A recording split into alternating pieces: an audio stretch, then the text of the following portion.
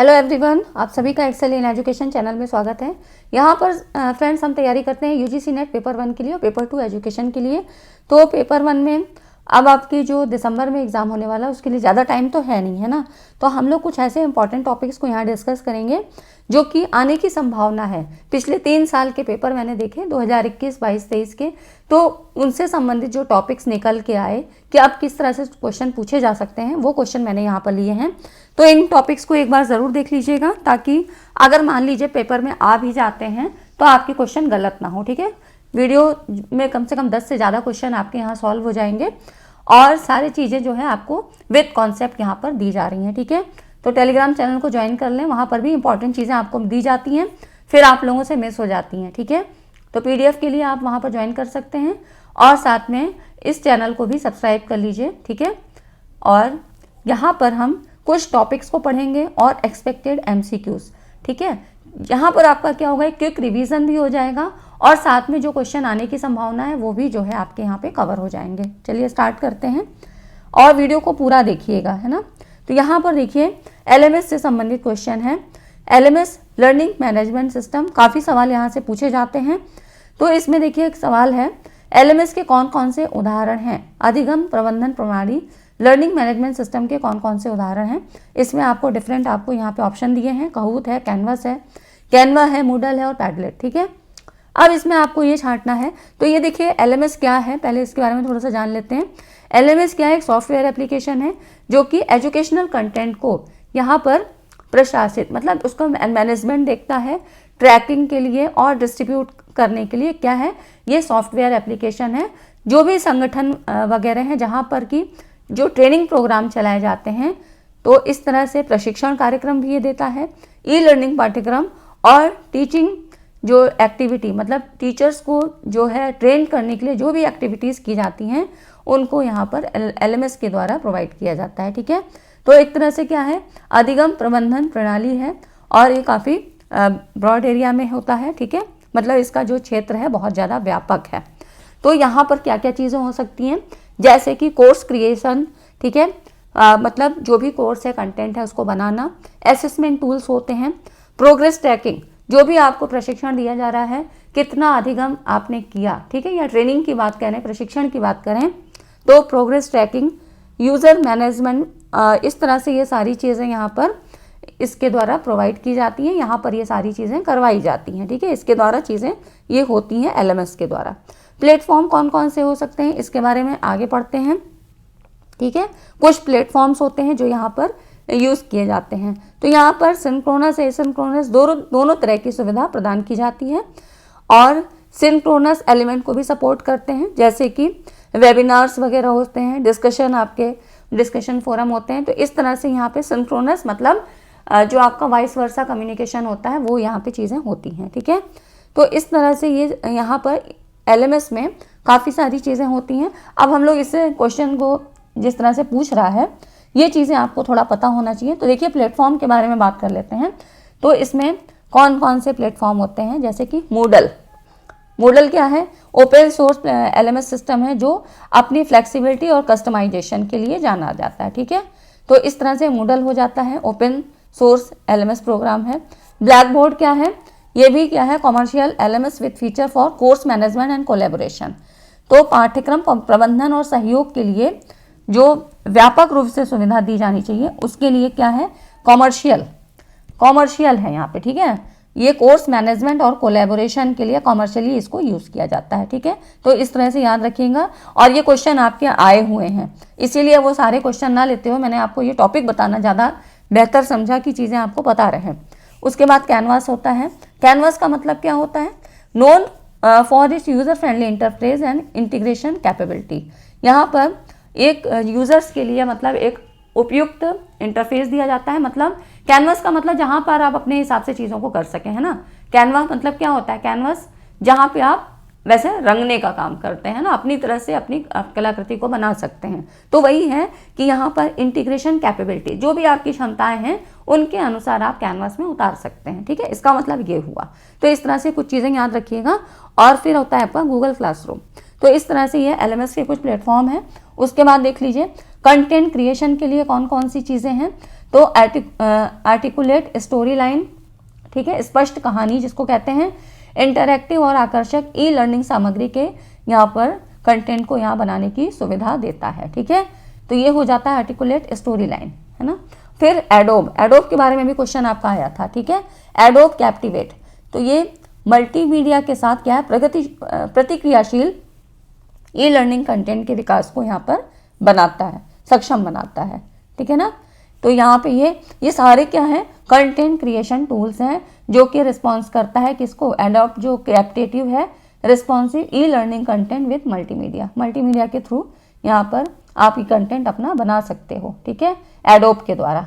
तो ये चीज़ें पता होनी चाहिए और ये क्वेश्चन में आपके आई हैं। इसकी हिंदी वाली स्लाइड यहाँ पर है, ठीक है, हिंदी में भी आप देख सकते हैं।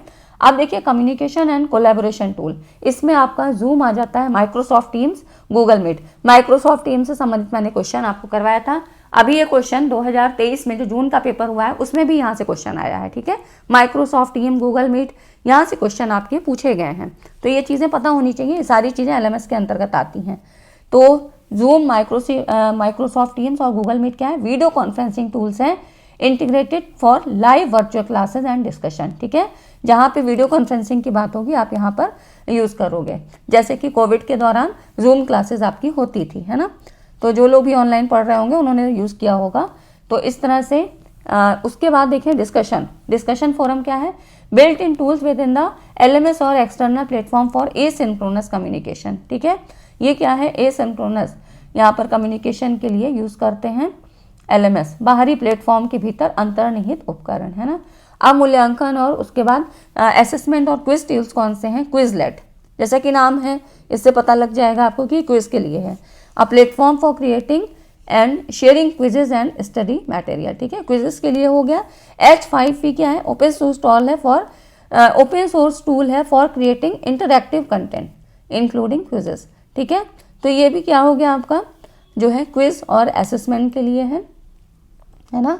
तो इस तरह से ये कुछ चीज़ें आप देख लीजिए। उसके बाद जो मुझे ज़्यादा इंपॉर्टेंट क्वेश्चन लगा वो आपका रिसर्च से संबंधित है। इसमें देखिए रिसर्च में क्या है, यहाँ पे आपके प्लेगरिज्म से जो है क्वेश्चन आने की संभावना फिर से है। अब भले ही वो उसको थोड़ा सा डिफिकल्टी लेवल उनका बढ़ा दें, है ना, लेकिन चीज़ों को आप समझ लीजिए क्योंकि ये चीज़ें थोड़ा याद रखने की हैं, इसलिए मैंने क्विक रिवीजन के लिए आपको ये क्वेश्चन लिया है। यहाँ पर कह रहा है एक विद्यार्थी एक यूनिवर्सिटी में अपना PhD जो है थीसिस को जमा करता है और उसके थीसिस की समीक्षा करने पर, है ना, स्क्रूटनी करने पर उसकी विषय वस्तु जो उसका कंटेंट है उसके 35% भाग में क्या है, सिमिलैरिटी पाई जाती है। तो UGC के रेगुलेशंस के अनुसार ये साहित्यिक चोरी के किस स्तर में आता है। आप देखिए इनके खाली आपको लेवल्स को याद कर लो, है ना। तो इस तरह से ये क्वेश्चन आपके कई बार पूछे गए हैं। 2023 में 2 शिफ्ट के एग्जाम हो चुके हैं, मतलब 2 सेशन के, सॉरी। तो इस तरह से क्या है, दोनों सेशन में आपके ये पूछा गया था। तो इसमें यहाँ पर ये याद रखिए। तो इसकी इंग्लिश की स्लाइड भी है, यहाँ पर देख लीजिए। 0 लेवल में क्या है, इक्वलिटी अप टू 10%, यहाँ पे कोई पेनल्टी नहीं है। अगर सिमिलरिटी आपकी जो समरूपता है फर्स्ट लेवल पे आ रही है 10 to 40%, है ना, 10 से 40% है। अगर इस तरह से तो क्या है, revise draft will be asked to be submitted within the prescribed period of maximum 6 month, ठीक है। 6 महीने के अंदर उसको आलेख को जमा करने को कहा जाएगा कि करेक्ट कर से मतलब संशोधित आलेख इसको जो है फिर से करेक्ट करके इसको लाओ, है ना। तो इस तरह से सेकेंडरी जो लेवल है वो आपका 40 to 60% होता है। ऐसे छात्रों को अधिकतम 1 वर्ष की अवधि के लिए संशोधित आलेख को जमा करने से वंचित किया जाएगा।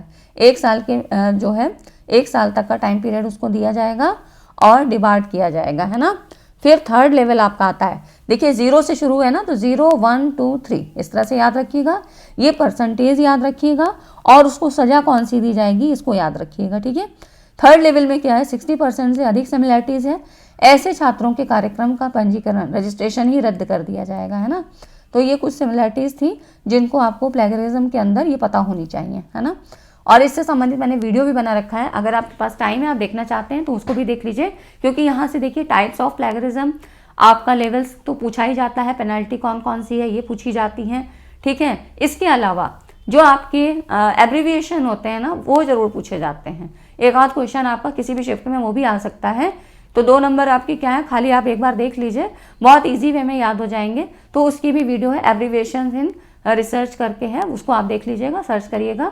वैसे प्लेलिस्ट में आपको UGC net paper 1 75 days plan इस तरह से करके मैंने उनको अरेंज भी कर दिया है, ठीक है। तो आप वहाँ पर देख सकते हैं और देख ज़रूर लीजिएगा, है ना। फर्स्ट पेपर में आप जितने नंबर गेन कर लोगे ना उतना अच्छा रहता है। तो उस तरह से क्या होगा कि दिसंबर वाला ही एग्जाम आपका क्लियर हो जाए तो ज़्यादा अच्छा है।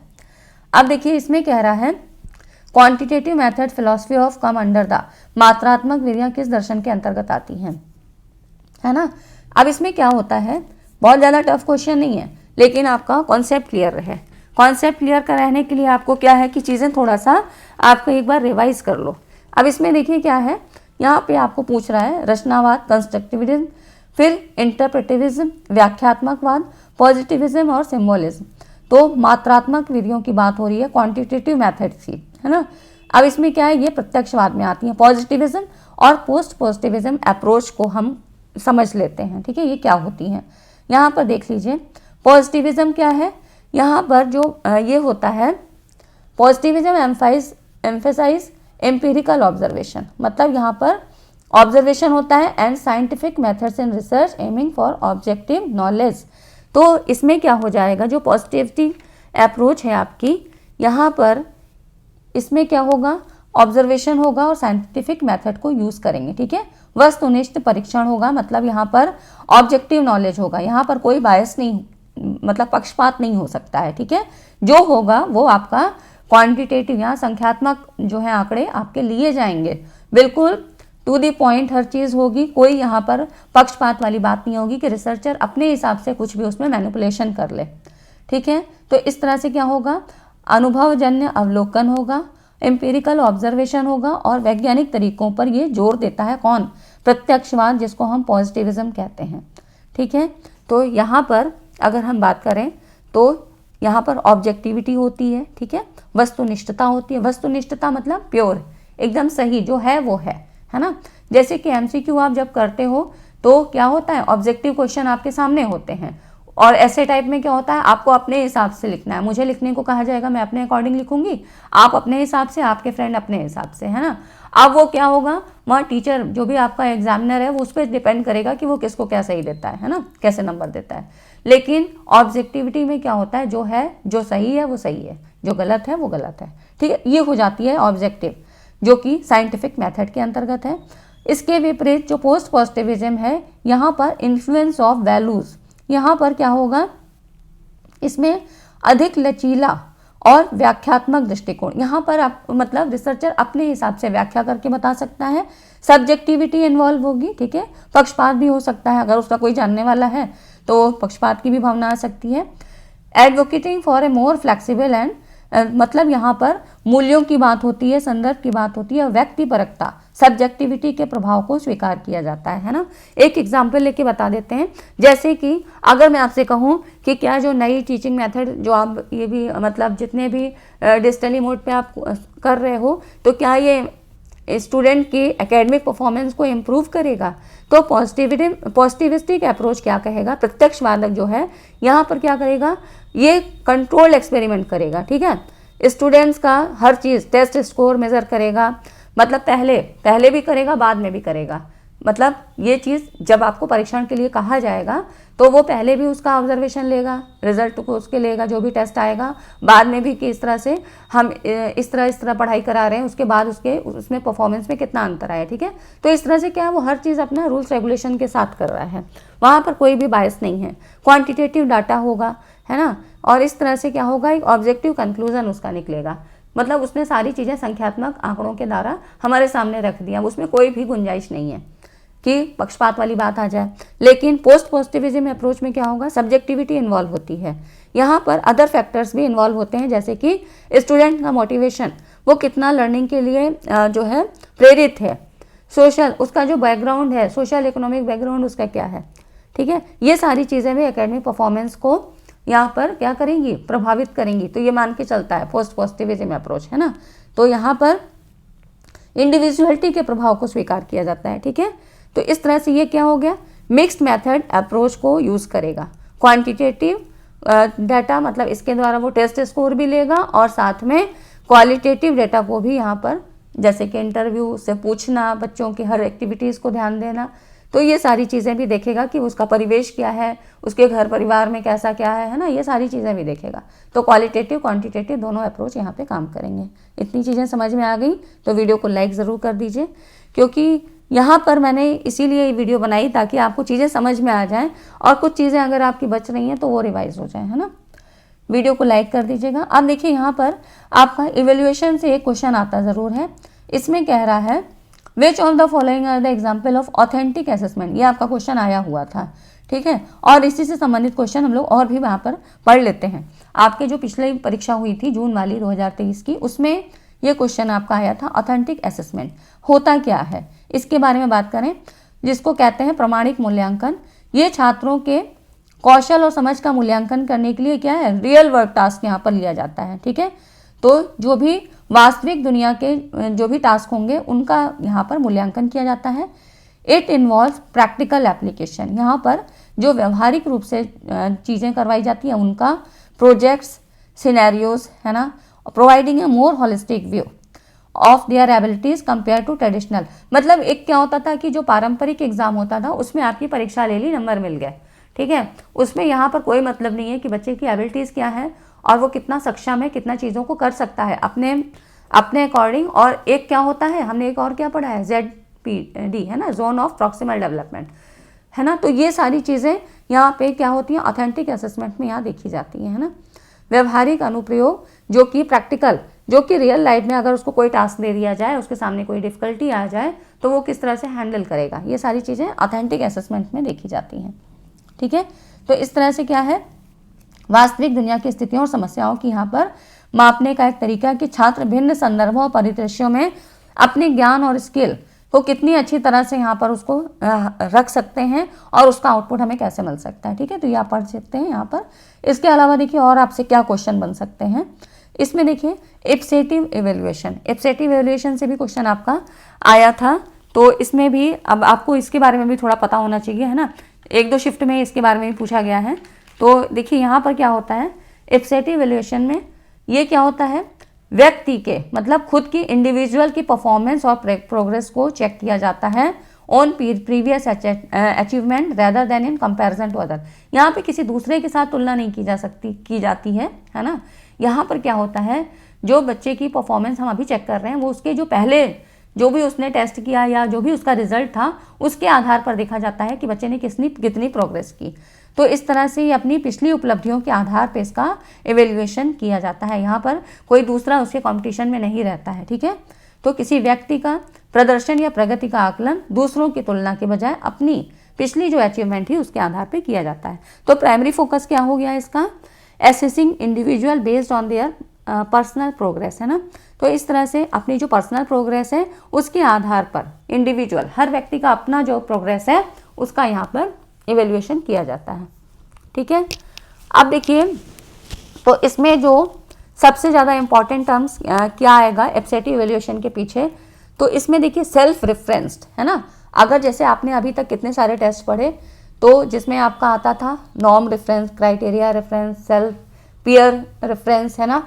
तो यहाँ पर क्या हो जाता है, ये सेल्फ रेफरेंस टेस्ट के जो है संदर्भ में बात होती है, ठीक है, इप्सेटिव इवेल्युएशन में, है ना। यहाँ पर इसका फायदा क्या होगा, इंडिविजुअल इम्प्रूवमेंट यहाँ पर होता है, उसको ही देखा जाता है, ठीक है। तो बच्चे को खुद से लगता है कि मेरा अच्छा पिछला ये था रिकॉर्ड, अभी मेरा क्या हो रहा है, तो वो इंडिविजुअल इम्प्रूवमेंट पे ध्यान देता है। ये हो जाता है इप्सेटिव इवेल्युएशन, ठीक है। अब देखिए और क्या क्वेश्चन आते हैं, नॉर्म रेफरेंस और क्राइटेरियन रेफरेंस, इससे जरूर आते हैं। और अब किस तरह से क्वेश्चन पूछे जाते हैं, आपको एग्जाम्पल दे दिया जाएगा या कई ऑप्शन। देखिए एनटीए का पैटर्न हमेशा बदलता रहता है, लेकिन कॉन्सेप्ट तो वही है ना, टॉपिक तो वही है। सिलेबस अब जाके आपका चेंज होगा, मतलब जो भी अपडेट किया जाएगा तो वो जून के एग्जाम में होगा, अभी तो कुछ नहीं हो रहा है। तो टॉपिक्स तो वही हैं, 2017 में चेंज हुआ था, अब क्या है टॉपिक वही है। तो इसमें क्या है कि नॉर्म रेफरेंस भी आता है, क्राइटेरियन रेफरेंस भी आता है। यहाँ आपको पहचानने को दिया जाएगा, कोई एग्जाम्पल दे दिया जाता है और उसमें 4 ऑप्शन दे दिए गए, अब इससे संदर्भित मतलब इसके रेफरेंस में कौन कौन से ऑप्शन सही हैं, ठीक है, इस तरह से।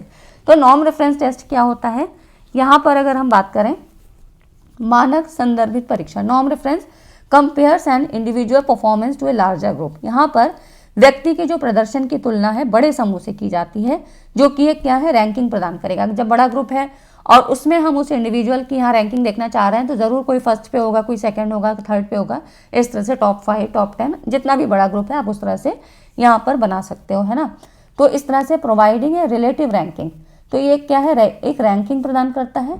It helps assess how a person performance compare to other in the, मतलब यहाँ पर एक ग्रुप में तुलना की जाती है कि उसकी पोजीशन क्या है, ठीक है। तो ये हो जाता है नॉर्म रेफरेंस टेस्ट, मानक संदर्भित परीक्षण। यहाँ पर ग्रुप की बात होगी और उस ग्रुप के अंतर्गत आप कहाँ पे स्टैंड कर रहे हो ये देखा जाता है, ठीक है। जैसे कि कोई एग्जाम्पल लेते हैं, मान लो एक IQ टेस्ट ले रहे हैं, एक कोई ग्रुप है किसी एक क्लास में, 6th क्लास का हमको IQ टेस्ट लेना है। अब इंटेलिजेंस क्वेश्चन टेस्ट है, ठीक है।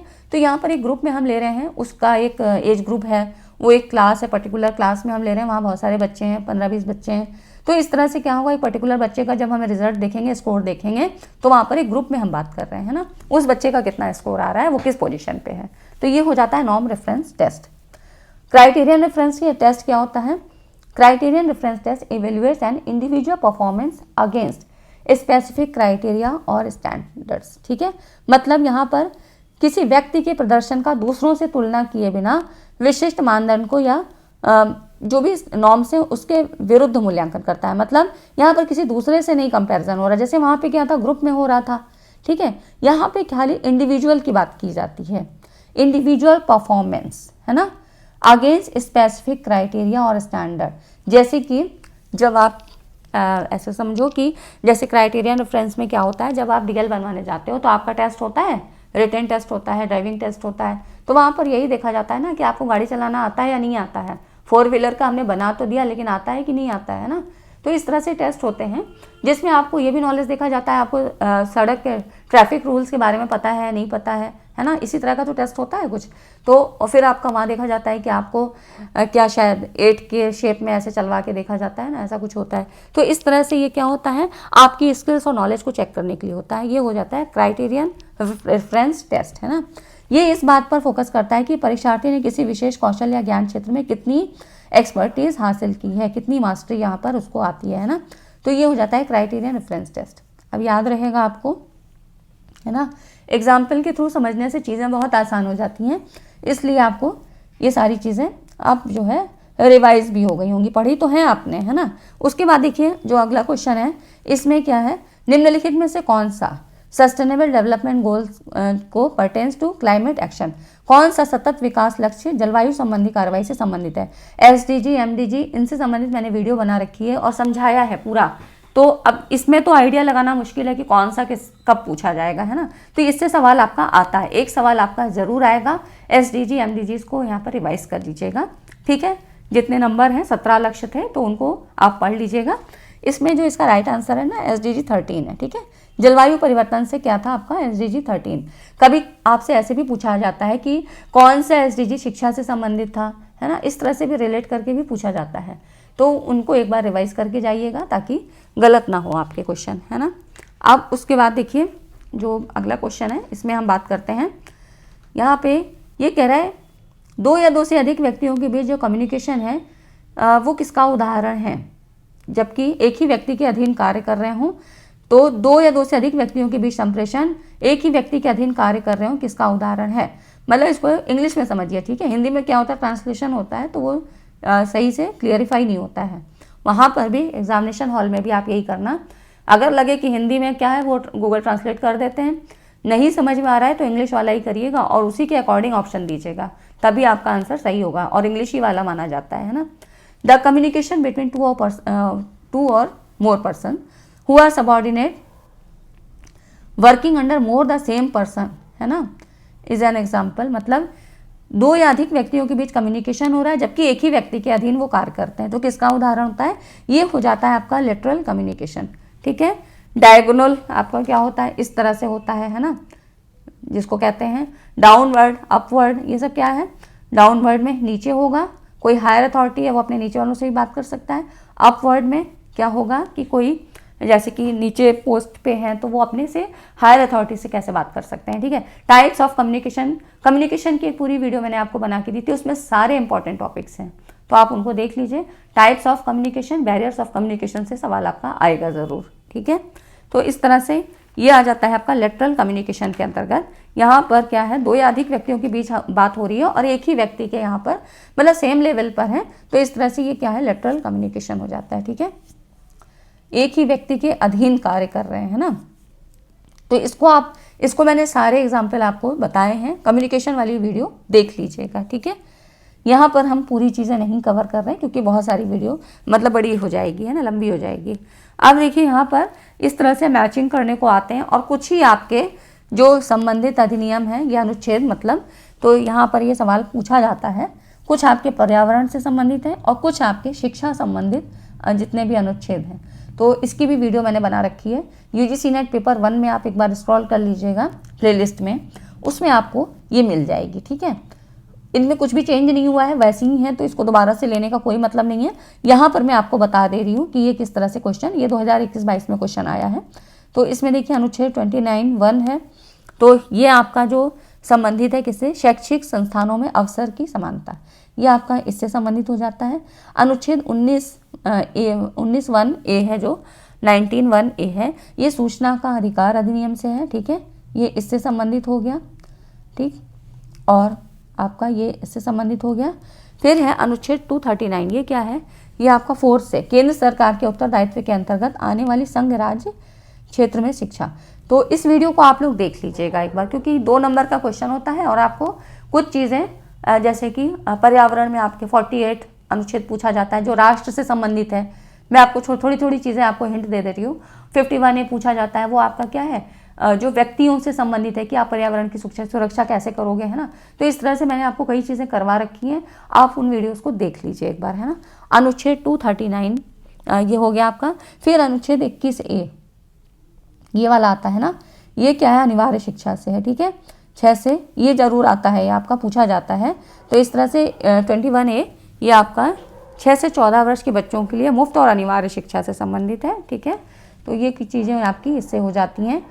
अब देखिए यहाँ पर कह रहा है निम्नलिखित जो है आपके जो भी स्टोरेज डिवाइसेस हैं इनको डिसेंडिंग ऑर्डर में लगाना है। ठीक है, आप देखिए मेमोरी से क्वेश्चन आपका आता ज़रूर है, यहाँ पर स्टोरेज डिवाइसेस और इनके क्रम में लगाने को भी आ सकता है और इसी तरह से मेमोरी से संबंधित क्वेश्चन भी आपका आता है। ठीक है, तो स्टोरेज डिवाइस क्या होती हैं, हार्डवेयर हैं जिनका यूज़ हम करते हैं डेटा फाइल को स्टोर करने के लिए, ट्रांसफ़र करने के लिए, या आप उनसे जो है एक्सट्रैक्ट करने के लिए भी करते हैं, निकालने, मतलब कोई डाटा आपको चाहिए तो हम स्टोरेज डिवाइस का ही यहाँ पर यूज़ करते हैं। अब कौन कौन सी होती हैं, प्राइमरी और सेकेंडरी, है ना। तो यहाँ पर क्या होता है, प्राइमरी में इस जो एपरेटस होते हैं वो इंटरनली लगे होते हैं, छोटे होते हैं साइज़ में, है ना। और सेकेंडरी में क्या होते हैं, स्टोरेज ज़्यादा होती है और डाटा जो है ज़्यादा समय तक स्टोर रहता है। तो अब इसको देखिए यहाँ पर क्रम में लगाने को कहा है और इसकी वीडियो मैंने आईसीटी वाले टॉपिक में आपको बताया है, तो आप उस वीडियो को देख लीजिए, है ना। इंटरनेट से रिलेटेड टर्म्स भी बताए हैं और आईसीटी में जितने इंपॉर्टेंट चीज़ें हैं, आपके क्वेश्चंस आए हैं जो मेमोरी से जितने इंपॉर्टेंट टॉपिक्स थे वो वहाँ पे मैंने कवर किए हैं, उन वीडियोस को आप लोग देख लीजिए, है ना। तो यहाँ पर बात करें तो देखिए डीवीडी पहले नंबर पे होगा, फिर है आपका सीडी रोम हो जाता है, compact disc read only memory. ठीक, उसके बाद आता है मैग्नेटिक टेप, ये 3 नंबर पे आ जाता है, और चौथा है फ्लॉपी डिस्क। ठीक है, तो इसके बारे में हम लोग डिस्कस कर चुके हैं ऑलरेडी, तो आप वहाँ पर उसको देख लीजिए। अगर नहीं देखा है, देख लिया है तो बहुत अच्छी बात है। तो इस तरह से इसका जो राइट ऑप्शन हो जाता है आपका इसमें यहाँ पर। ठीक है, तो इस तरह से ये क्वेश्चन आपको पता होने चाहिए, है ना। ऐसे क्वेश्चन आते हैं। अब देखिए जो अगला क्वेश्चन है ना, इसमें आपको क्या कह रहा है, सॉफ्टवेयर कॉपीराइट के संबंध में। जैसे कि अभी तक हमने वहाँ पे प्लेगरिज्म के बारे में पढ़ा था, साहित्यिक चोरी, है ना। इसी तरह से सॉफ्टवेयर के संबंध में भी कुछ चीज़ें होती हैं। यहाँ पर कुछ ऑप्शन आपको दिए हैं, स्टेटमेंट दिए हुए हैं, इनमें करेक्ट स्टेटमेंट आपको चुनने हैं। तो सॉफ्टवेयर कॉपीराइट होता क्या है, पहले थोड़ा सा ये जान लेते हैं। तो software is automatically protected by copyright once it's created, granting the creator exclusive right to use and distribution. मतलब सॉफ्टवेयर बनने के बाद स्वचालित रूप से कॉपीराइट के द्वारा सुरक्षित हो जाता है ना।